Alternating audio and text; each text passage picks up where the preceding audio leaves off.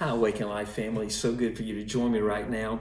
I want to share something with you that I think will be an encouragement to you. Last night, as I was praying over the coronavirus and all that's happening in the world right now, I was reminded of Romans chapter 8 and verse 34. And I want to read this to you.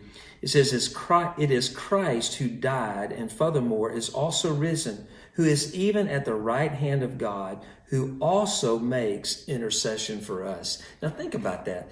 Jesus right now, in the midst of all that's happening in the world and the fears over the coronavirus and everybody scrambling for resources and wondering what's coming next, in heaven at the right hand of the Father, Jesus is praying for every one of us. He has us in mind. Now that made me want to stop and say, well, how's he praying? And I was reminded of Peter when Jesus came to him, and this is in Luke 22, where Jesus came to Peter and said, hey, Satan's asked to sift you. Now, if I had been Peter in that moment, I would have looked at Jesus and said, but you told him no, right?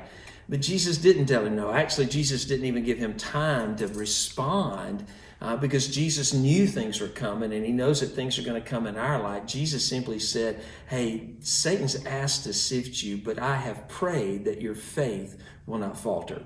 And I believe that is how Jesus is praying for us in this moment. He's praying for our faith. Lord, he's praying, Father, don't let their faith falter in this moment. Strengthen their faith. Give them the courage. Give them the boldness to live with confidence that we're going to take care of them. And I want to encourage you that it only takes a little bit of faith, because this is in Matthew chapter 17 where Jesus referred to a mustard seed of faith, that if we have just a mustard seed of faith, that anything is possible for us. And so God has given to every one of us a measure of faith. And I want to encourage us as a church to grab hold of that measure of faith, no matter how big or small you may think it is, but to grab hold of that faith and to trust God and to live confidently with wisdom, with precautions, but to live by faith and give no place to fear, because fear will interfere with your faith. And I want to encourage us as a church, we've been justified, so let's fulfill what Paul wrote in Romans, that the just shall live by faith. So be encouraged today and live by faith. God bless you.